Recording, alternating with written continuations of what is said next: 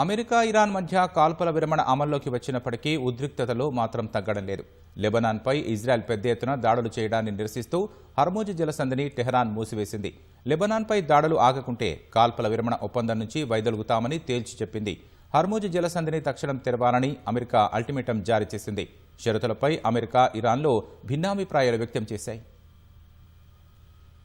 లెబనాన్పై Israel దాడులు కొనసాగటాన్ని నిరసిస్తూ మరోసారి హర్మూజ్ జలసంధిని ఇరాన్ మూసివేసింది. కాల్పుల విరమణ ఒప్పందం లెబనాన్కు వర్తిస్తుందని తెలిపింది. లేదంటే కాల్పుల విరమణ ఒప్పందం నుంచి వైదొలుగుతామని హెచ్చరించింది. అంతేకాకుండా పాకిస్తాన్లో జరిగే చర్చలకు తాము హాజరు కాబోమని టెహ్రాన్ స్పష్టం చేసింది. లెబనాన్పై దాడి జరిగితే అది తమపై జరిగినట్లే అని ఐఆర్జీసీ తేల్చి చెప్పింది. ఇజ్రాయెల్కు తగిన సమాధానం చెప్పేందుకు సిద్ధమవుతున్నట్లు హెచ్చరించింది.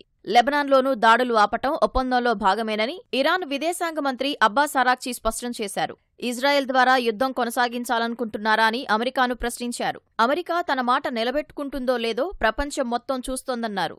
హర్మూజ్ జలసంధి గుండా వెళ్లే నౌకల నుంచి టోల్ ట్యాక్స్ వసూలు చేసి ఆ సొమ్మును పునర్నిర్మాణ పనులకు వాడుకోవాలని ఇరాన్ భావిస్తోంది. హర్మూజ్ను వెంటనే తెరవాలని ఇరాన్కు అమెరికా అల్టిమేటం జారీ చేసింది. హర్మూజ్ గుండా వెళ్లే నౌకల నుంచి టోల్ ట్యాక్స్ వసూలును అమెరికా అధ్యక్షుడు ట్రంప్ వ్యతిరేకిస్తున్నట్లు తెలిపింది. హర్మూజ్ జలసంధిని తెరవకపోతే ఒప్పందం ఉండదని అమెరికా ఉపాధ్యక్షుడు జేడీ వాన్స్ తెలిపారు. జలసంధిని తెరవకుండా మొండికేస్తే అమెరికా కూడా ఒప్పందానికి కట్టుబడి ఉండదని హెచ్చరించారు. కాల్పుల విరమణ లెబనాన్కు కూడా వర్తిస్తుందని ఇరాన్ పొరబడి ఉండొచ్చని వాన్స్ అన్నారు. లెబనాన్ అంశంపై ఇరాన్ చర్చలకు అంగీకరించకపోతే అది వారి నిర్ణయానికే వదిలేస్తున్నట్లు తెలిపారు. శుక్రవారం పాక్లో జరగబోయే చర్చలకు జేడీ వాన్స్ నేతృత్వం వహిస్తారని వైట్ హౌస్ ప్రకటించింది. స్టీవ్ విట్కాఫ్ కుష్నర్ బృందంలో భాగమవుతారని వైట్ హౌస్ మీడియా కార్యదర్శి కరోలిన్ లీవిట్ తెలిపారు. ఇరాన్ పంపిన 10 సూత్రాల ప్రణాళికకు ట్రంప్ అంగీకరిస్తారనే ఆలోచన పూర్తిగా అసంబద్ధమని లెవిట్ అన్నారు. యురేనియం శుద్ధిని కొనసాగిస్తామని పార్సీ భాషలో ఉంది, కానీ ఇంగ్లీషు ప్రతిలో ఆ ప్రస్తావన లేదు.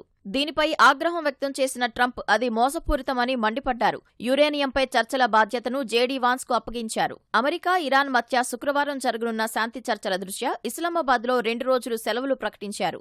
గురు, శుక్రవారాల్లో సెలవు ఉంటుందని పాక్ తెలిపింది. అత్యవసర సేవలు యథావిధిగా కొనసాగుతాయని అధికారులు తెలిపారు.